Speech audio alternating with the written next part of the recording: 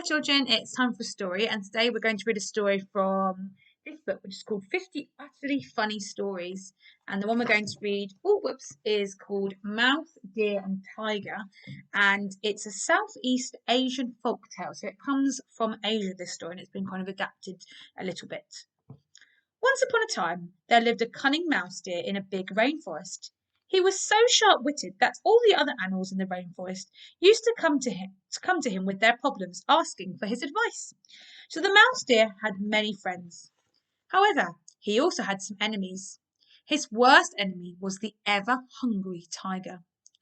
One day the mouse deer was snoozing in the shade under his favourite tree when the tiger came stalking silently by, hunting for food. The tiger had not eaten for many days, and his stomach was on fire. His eyes lit up when he saw the sleeping little mouse deer. He could hardly believe his luck. Awake, the mouse deer was very fleet of foot and extremely difficult to catch. He was also silver-tongued and had tricked him more times than the tiger cared to remember. But now the tiger could almost taste the delicious morsel waiting for him. He licked his lips, but the very light smack of his tongue against his teeth was all it took to wake up the sharp-eared mouse deer. The little animal sprang up, instantly alert.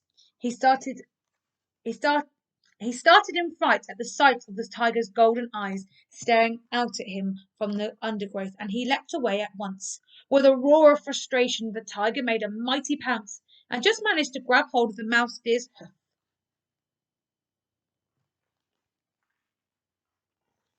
Aha! Now at last I have you, the tiger growled delightedly. And don't even think about trying to talk me out of eating you. You've conned me with all your tall tales a million times before, and I am not falling for your trickery again.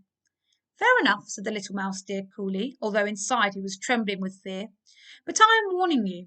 Once you've eaten me, don't even consider tasting that delicious cake over there. The mouse deer indicated a brown, roughly circular mound nearby, which he well knew was really a pile of monkey poo that had become mixed with some dry leaves. That is a special cake that belongs to the king himself, the mouse deer continued. He ordered me to guard it and not let any animals in the forest take it. But you weren't guarding it. You were sleeping, snarled the tiger gleefully. I think I might go and tell the king so he can punish you before I eat you. Oh, Mr. Tiger, please don't do that, the mouse deer begged. I'll tell you what, if you don't tell the king that I was sleeping, I will let you try the cake, just a teeny-weeny bit. It must be really delicious if the king wants to keep it all to himself. The tiger's stomach growled and he eyed the special cake greedily. Just let me walk a few steps away to the river over there, urged the mouse deer. Then if the king's guard happen to pass by while you're tasting the cake, I can tell them that I was dying of thirst and really had to go for a drink, and perhaps the king will excuse me. All right, I suppose so, said the tiger, whose brain was befuddled by thoughts of the delicious cake. He released the mouse deer's hoof, and the little creature ran away as fast as he could. Of course, as soon as the tiger bit into the cake, he knew at once he'd been tricked. Blah! He yelled, spitting out the mouthful. Howling with rage, he sprang away into the rainforest after the mouse deer. The tiger screeched to a halt when he found the little creature standing next to a wasp's nest. Now, don't go telling me that's the king's new hat, snarled the tiger.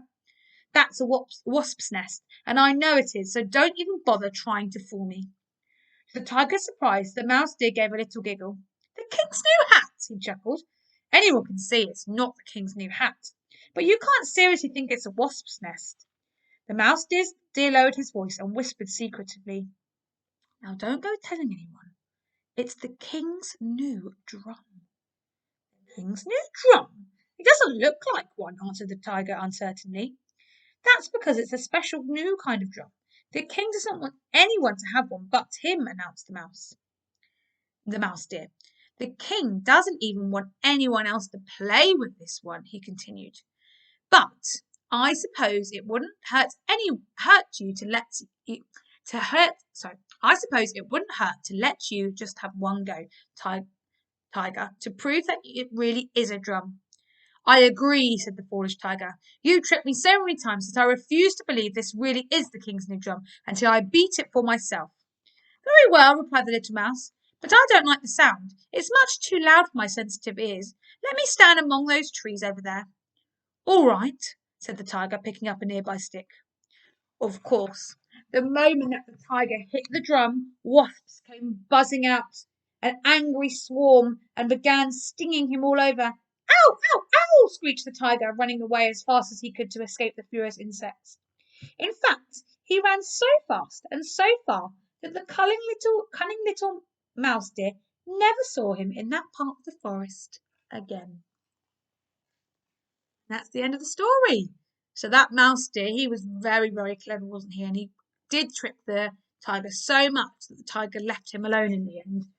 So we can learn a lot from that mouse, ways to trick, and also from the tiger to, if not to be so bossy and brazen all the time. That actually we can, if we calm down a little bit and don't think that we're the best at stuff, we actually might not get tricked, because sometimes you can rush into things, can't you, and get tricked. So we can learn a lot from that story. So I hope you enjoyed that, and I'll see you tomorrow.